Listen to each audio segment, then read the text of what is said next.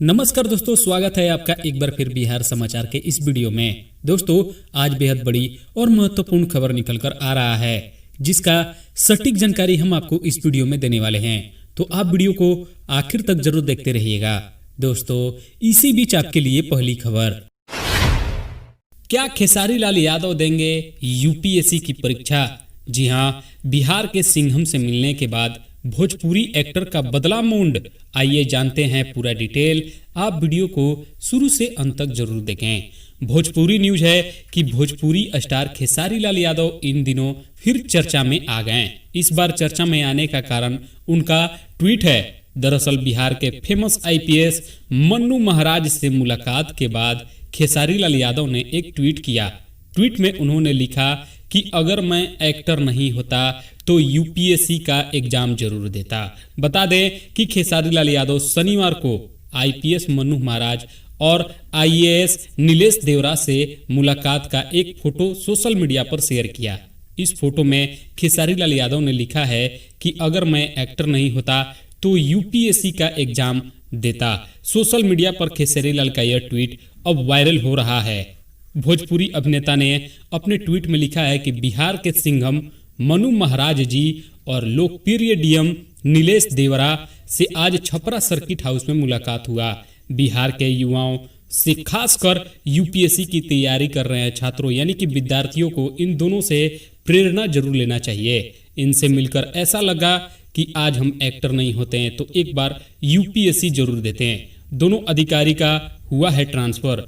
बताते चले कि बिहार सरकार ने नीलेश देवरा और मन्नू महाराज का हाल ही में ट्रांसफर किया है। मन्नू महाराज को सारण का डीआईजी बनाया गया, जबकि नीलेश देवरा डीएम बनाए गए हैं। दोनों अधिकारी बिहार की प्रशासनिक सेवा में काफी लोकप्रिय हैं। बिहार में भी 16 जनवरी से शुरू होगा कोरोना का टीकाकरण। 4,62,000 लोगों का हुआ रजिस्ट्रेशन। इसका पूरा जानकारी हम आपको इस वीडियो में देंगे। आप वीडियो को पूरा यानी कि अंत तक जरूर देखें। कोरोना टीकाकरण को लेकर राज्य में चलाए गए 2 मास के ट्रायल के बाद अब राज्य वैक्सीनेशन के लिए तैयार है। स्वास्थ्य विभाग के प्रधान सचिव प्रत्यय अमृत ने राज्य के सभी मेडिकल कॉलेज अस्पतालों के प्राचार्य, अधीक्षक और जिला के सिविल सर्जनों के साथ वीडियो कॉन्फ्रेंसिंग कर 16 जनवरी से टीकाकरण के लिए तैयार रहने का निर्देश दे दिया है। प्रधानमंत्री द्वारा शनिवार को पूरे देश में 16 जनवरी से टीकाकरण करने की घोषणा भी की गई है। बिहार में कोविन पोर्टल के माध्यम से 4,62,000 लाभार्थियों का रजिस्ट्रेशन हो चुका है। साथ ही पहले चरण में चिन्हित सरकारी और प्राइवेट अस्पतालों के स्वास्थ्य कर्मियों का कोविड पोर्टल पर रजिस्ट्रेशन का कार्य जारी है। स्वास्थ्य विभाग द्वारा यानी कि साथ ही सभी टीकाकरण केंद्रों पर मेडिकल वेस्ट के प्रबंधन की व्यवस्था भी पूरी कर ली गई है। आधिकारिक सूत्रों ने बताया कि स्वास्थ्य विभाग के प्रधान सचिव प्रत्यय अमृत ने पूरे राज्य में कोरोना वैक्सीनेशन की तैयारियों की समीक्षा की। राज्य में करीब 300 सेंटरों पर टीकाकरण किया जाएगा। हर सेंटर पर प्रतिदिन 100 लोगों को टीकाकरण का लक्ष्य निर्धारित किया गया है, यानी कि एक दिन में 100 लोगों को एक सेंटर पर टीकाकरण यानी कि इंजेक्शन कोरोना का वैक्सीन दिया जाएगा। इसके साथ ही विभाग ने सभी जिला में वैक्सीनेशन के दुष्प्रभाव की रोकथाम के लिए 8-8 यानी कि उस कोरोना का दुष्प्रभाव अगर किसी को पड़ता है तो उसके लिए 8-8 सदस्यीय समिति के गठन का निर्देश दिया गया। 3500 का लोन लिया पर चुकाना पड़ा 6 लाख। जाने ऐप के माध्यम से लोन लेकर परेशानी में घिरने का पूरा मामला। जी हां, इसका पूरा जानकारी हम आपको देंगे। आप वीडियो को अंत तक जरूर देखें। साइबर अपराध को लेकर नए नए मामले सामने आ रहे हैं। ताजा मामला मधुबनी जिले के रहने वाले एक युवक का है। उसने एक ऐप के माध्यम से 3500 का लोन लिया। उसे 6 लाख रुपए चुकाने पड़े। परेशान युवक के परिजनों ने आर्थिक अपराध इकाई में केस दर्ज करवाया है। ईओयू के इंस्पेक्टर ने बताया कि मामले की जांच शुरू कर दी गई है। जानकारी के अनुसार मधुबनी के रहने वाले राजू कुमार दिल्ली में रहकर जॉब करता था। लॉकडाउन के कुछ दिन पहले ही उसकी जॉब लगी थी। कोरोना की वजह से कंपनी द्वारा समय पर पैसे नहीं मिलने पर उसने एक लोन ऐप ओके कैश के माध्यम से 3500 का लोन लिया था। जी हां, 3,500 का लोन लिया था। जिसके बाद वह इस जाल में फंसता चला गया। पिछले 6 महीने में कई लोन ऐप के माध्यम से लोन लेने के बाद उसे करीब 6 लाख रुपए चुकाने पड़े। ओके कैश लोन के माध्यम से 3500 का लोन लिया गया। इसके बदले ओके कैश ने 1500 प्रोसेसिंग फीस चार्ज किया और उनके खाते में केवल 2000 डाले, जिससे उसे 7 दिनों के अंदर पूरा 3500 चुकाना था। उसे लगा कि सैलरी 2-4 दिन में मिलने वाली है तो उनके पैसे हम चुका देंगे, लेकिन तय समय पर वह राशि लौटा नहीं पाया। इसके बाद एक के बाद एक जुर्माने लगाकर 6 लाख तक की उससे वसूली की गई। उसे लगातार झांसा भी दिया जा रहा है। एनडीए में सब ठीक नहीं है, मांझी ने साजिश का जिक्र कर रहे नीतीश कुमार को ठोका सलाम, तेजस्वी को बताया भविष्य, और क्या कहा इसका पूरा जानकारी आपको देंगे। आप वीडियो को बस पूरा जरूर देखें। बिहार के पूर्व मुख्यमंत्री और हिंदुस्तानी आवाम मोर्चा के अध्यक्ष जीतन राम मांझी ने एनडीए के दलों में आंतरिक विरोध और साजिश का जिक्र कर नीतीश कुमार को सलाम ठोका है।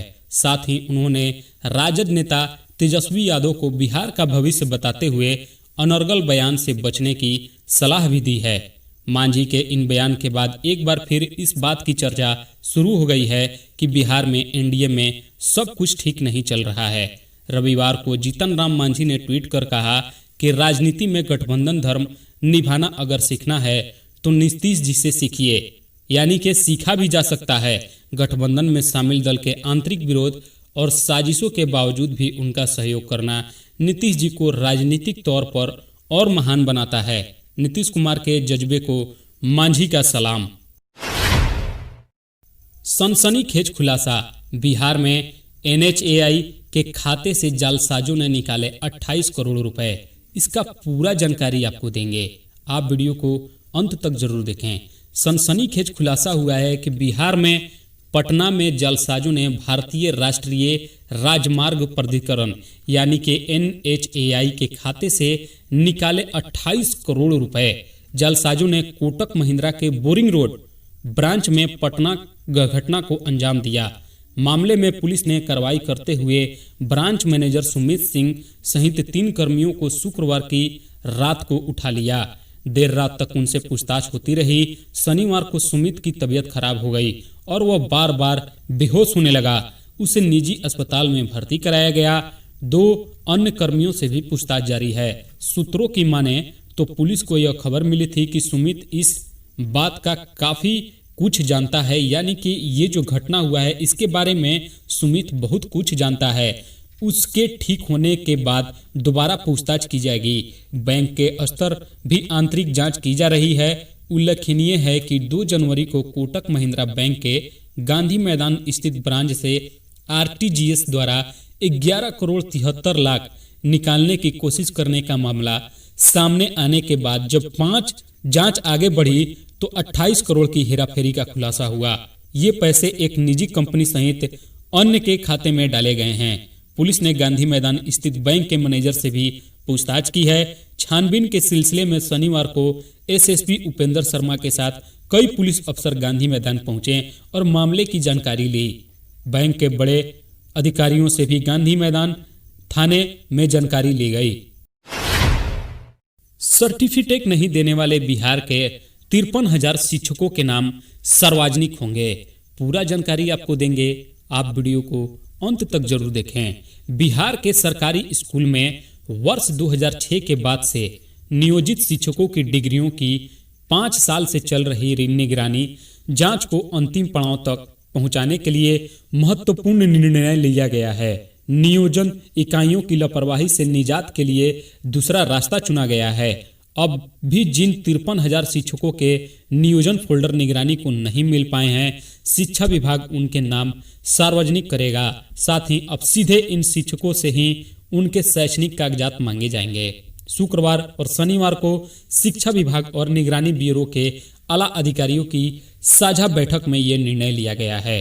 शनिवार को शिक्षा विभाग के प्रधान सचिव संजय कुमार ने बताया कि नियोजित शिक्षकों की डिग्रियों की जांच अंतहीन नहीं चल सकती है।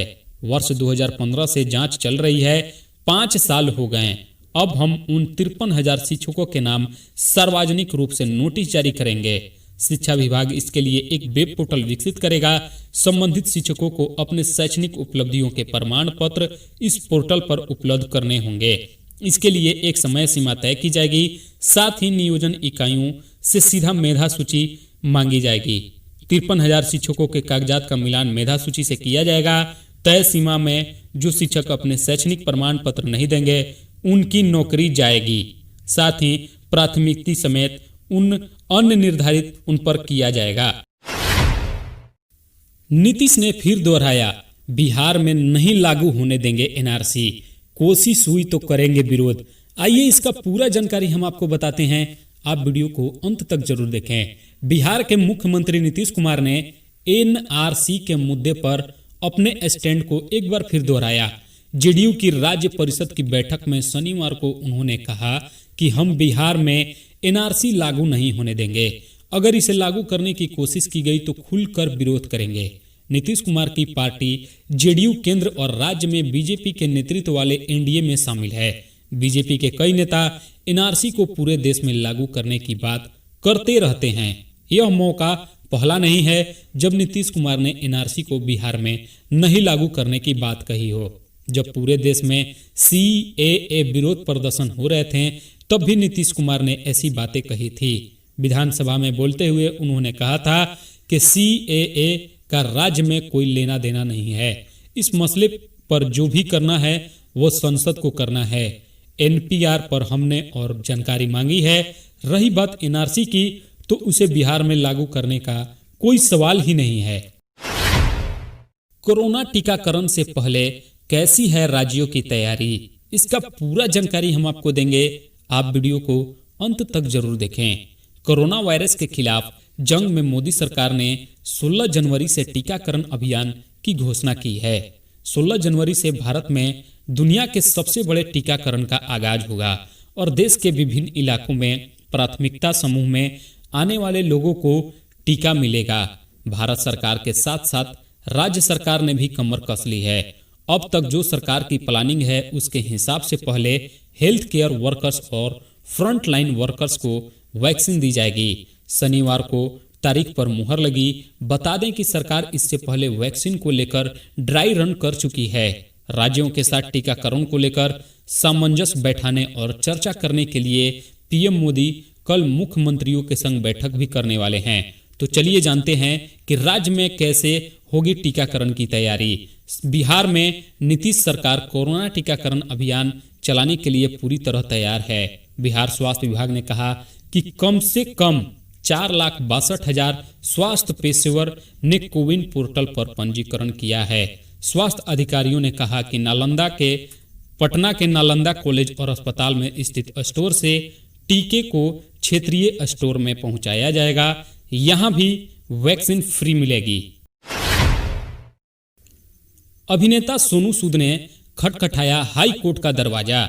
ऐसा क्यों हुआ, इसका पूरा जानकारी आपको डिटेल के साथ देंगे। आप वीडियो को अंत तक जरूर देखें और वीडियो अच्छा लगे तो एक लाइक और चैनल को सब्सक्राइब जरूर करें। अभिनेता सोनू सूद ने हाई कोर्ट का दरवाजा खटखटाया है। दरअसल बीएमसी ने सोनू सूद के खिलाफ रिहायशी बिल्डिंग को होटल में तब्दील करने को लेकर शिकायत दर्ज कराई थी। इसके बाद सोनू ने हाई कोर्ट में याचिका दायर की है। अदालत की सुनवाई कल यानी कि सोमवार को हो गई। आरोप है कि जुहू में स्थित सोनू सूद ने रिहायशी बिल्डिंग को होटल में तब्दील किया है। इसके बाद बीएमसी द्वारा की गई कार्रवाई के खिलाफ सोनू सूद अस्पताल यानी कि अदालत पहुंच गए। सोनू सूद के वकील का दावा है कि 6 मंजिला शक्ति सागर भवन में कोई भी अनाधिकृत काम नहीं किया गया। बीएमसी अपनी शक्तियों का गलत इस्तेमाल कर रही है। बीएमसी ने पिछले हफ्ते जुहू पुलिस थाने में शिकायत देकर कथित तौर पर बिना अनुमति आवासीय इमारत को होटल में तब्दील करने के आरोप में प्राथमिकी दर्ज करने की मांगे की थी। बीएमसी ने पुलिस को शिकायत पत्र तब दिया जब उसने इमारत के निरीक्षण करने पर कथित तौर पर यह पाया कि सोनू सूद द्वारा निर्देशों का अनुपालन नहीं किया गया है। इसके साथ ही वह पिछले साल अक्टूबर में नोटिस दिए जाने के बावजूद अवैध निर्माण कार्य जारी रखे हुए हैं। हालांकि पुलिस ने अब तक प्राथमिकी दर्ज नहीं की है। इसके साथ ही बंबई हाई कोर्ट के न्यायाधीश पृथ्वीराज चौहान कि एक संसदीय पीठ सोमवार को उनकी याचिका पर यानी कि सुनवाई करेगी। जवानों की हिफाजत करेगा हिम तापक। डीआरडीओ की हीटिंग डिवाइस -40 डिग्री तापमान में भी बंकर गर्म रखेगा। फास्ट बाइट के लिए क्रीम बनाई और इसका पूरा जानकारी हम आपको देंगे। आप वीडियो को अंत तक जरूर देखें। सियाचिन और लद्दाख जैसे बर्फीले इलाकों में सरहद पर तैनात जवानों को अब ज्यादा परेशान नहीं होना पड़ेगा। Defence research and development organisation यानी कि डीआरडीओ ने जवानों के लिए हिम तापक हीटिंग डिवाइस तैयार की है। ये ऐसी डिवाइस है जिसके जरिए सेना का बंकर -40 डिग्री सेल्सियस तापमान में भी गर्म रहेगा। आर्मी ने इन डिवाइस के लिए 420 करोड़ का ऑर्डर भी डीआरडीओ को दे दिया। जल्द ही इसे बर्फीले इलाकों में आईटीबीपी और सेना की पोस्ट पर लगाया जाएगा। यह हीटिंग डिवाइस बैक ब्लास्ट के दौरान निकलने वाली जहरीली गैस कार्बन डाइऑक्साइड से जवानों को बचाएगी। इस जहरीली गैस से जवानों की मौत भी हो जाती है। जब कोई सैनिक लॉन्चर को कंधे या जमीन पर रखकर रॉकेट छोड़ता है तब उसके पीछे जहरीली गैस निकलती है। उस एरिया को ब्लैक ब्लास्ट एरिया कहते हैं। हिमतापक इस गैस को ऑब्जर्व कर लेगी और जवानों को सुरक्षित भी करेगा। अब रेलगाड़ियों में नहीं हो सकेगी शराब की आवाजाही। जीआरपी ने किया उड़न दस्ता टीमों का गठन। इसका पूरा जानकारी आपको देंगे। आप वीडियो को अंत तक जरूर देखें और वीडियो को एक लाइक जरूर कर दें। बिहार में सुरक्षा को लेकर रेल यात्रियों को जागरूक करने के लिए राजकीय रेल पुलिस विशेष अभियान चला रही है। अपर पुलिस महानिदेशक निर्मल कुमार आजाद ने रविवार को बताया कि राजकीय रेल पुलिस के लिए रेल यात्रियों की सुरक्षा सर्वोपरि है। इसमें किसी भी कीमत पर कोताही बर्दाश्त नहीं की जाएगी। उन्होंने कहा कि नेपाल की खुली अंतर्राष्ट्रीय सीमा से सटे राज्य के मुजफ्फरपुर वाल्मीकि नगर रोड रेलखंड का उन्होंने जायजा लिया है और रेल यात्रियों की सुरक्षा के साथ साथ रेलवे सुरक्षा बल के साथ बेहतर समन्वय बनाए रखने के लिए जीआरपी को कड़े निर्देश दिए हैं। आजाद ने बताया कि शराबबंदी कानून का कड़ाई से पालन करने के लिए रेलगाड़ियों के अंदर शराब की आवाजाही रोकने और शराब का सेवन करने वालों रेल यात्रियों को चिन्हित कर उनकी गिरफ्तारी सुनिश्चित करने के लिए पूरे राज्य में राजकीय रेल पुलिस ने उड़न दस्ता टीमों का गठन किया। राज्य के सभी राजकीय रेल थानों में लंबित पड़े कांडों के त्वरित निष्पादन के लिए भी आवश्यक दिशा निर्देश जारी किया गया है। ट्रंप की वजह से पीएम मोदी बने ट्विटर पर सबसे ज्यादा फॉलोअर्स वाले सक्रिय नेता। इसका पूरा जानकारी आपको देंगे। आप वीडियो को पूरा जरूर देखें। अमेरिका में निवर्तमान राष्ट्रीय डोनाल्ड ट्रंप का ट्विटर अकाउंट अस्थायी रूप से निलंबित कर दिया गया है। ट्रंप के ट्विटर हैंडल के निलंबित किए जाने के बाद भारतीय प्रधानमंत्री नरेंद्र मोदी दुनिया में एक बार फिर से दुनिया के सबसे ज्यादा फॉलो किए जाने वाले सक्रिय नेता बन गए। आपको बता दें कि अमेरिका हिंसा के बाद ट्विटर ने ऐलान किया है कि उसने हिंसा के उकसावे के जोखिम की वजह से डोनाल्ड ट्रंप का ट्विटर हैंडल अस्थायी रूप से निलंबित कर दिया। अमेरिका में चुनाव के बाद से ही माहौल गर्म हो चुका था। अभी 4 दिन पहले भी ट्रंप के समर्थकों ने कैपिटल इमारत में घुसकर हिंसा फैलाई थी। इस हिंसा में एक पुलिस अधिकारी सहित 5 नागरिकों की मौत भी हो गई थी। दुनिया के सबसे अमीर शख्स इलॉन मस्क ने किया 2 शब्दों का ट्वीट और माला माल हो गई छोटी कंपनी। आइए इसका पूरा जानकारी आपको बताते हैं। आप वीडियो को पूरा जरूर देखें। कोरोना महामारी की वजह से सभी के लिए साल 2020 काफी बुरा गया। कई कंपनियों का कारोबार इस वायरस के चपेट ने चौपट कर दिया तो वहीं लाखों कंपनियों पर ताला लटक गया। इसके बावजूद बीता साल टेस्ला और स्पेस एक्स के सीईओ एलन मस्क के लिए अच्छा रहा। वो अमेज़न के फाउंडर जेफ बेजोस को पछाड़कर दुनिया के सबसे अमीर शख्स बन गए। सबसे अमीर शख्स का खिताब अपने नाम करने के बाद अब उनकी प्रसिद्धि भी बढ़ती जा रही है। हाल ही में उन्होंने एक ट्वीट ने छोटी कंपनी को मालामाल कर दिया। दरअसल नए साल पर व्हाट्सएप ने एक प्राइवेसी पॉलिसी में बदलाव किया है। साथ ही साफ किया कि जो नई पॉलिसी को एक्सेप्ट नहीं करेंगे उनकी सेवाएं 8 फरवरी से बंद कर दी जाएगी। इसके बाद से लोग व्हाट्सएप का बायकॉट कर रहे हैं। एलन मस्क को भी व्हाट्सएप की नई पॉलिसी पसंद नहीं आई और उन्होंने इशारों में लोगों को दूसरे मैसेजिंग ऐप सिंगल का इस्तेमाल करने को कहा। इसके लिए 7 जनवरी को उन्होंने ट्वीट किया, यूज सिंगल, लेकिन सिंगल एडवांस समझ बैठे लोग। एलन मस्क के ट्वीट पर 4 करोड़ से ज्यादा फॉलोअर्स हैं। इनके इस इशारे को बहुत से लोग समझ नहीं पाए और वो सिंगल एडवांस के शेयर पर नजर गाड़ा बैठे। फिर क्या, देखते ही देखते सिंगल एडवांस के शेयर आसमान छूने लगे। अमेरिकी मीडिया की रिपोर्ट्स के मुताबिक शनिवार को सिंगल एडवांस के शेयर में 1100% की तेजी देखी गई। इसके अलावा गूगल पर भी सिंगल एडवांस के बारे में काफी रिसर्च किया गया। दोस्तों, इस प्रकार का वीडियो अपडेट पाने के लिए प्लीज मेरे चैनल को एक लाइक, सब्सक्राइब और अपने दोस्तों में शेयर जरूर करें। मिलते हैं दोस्तों अगले वीडियो में। जय हिंद, जय भारत।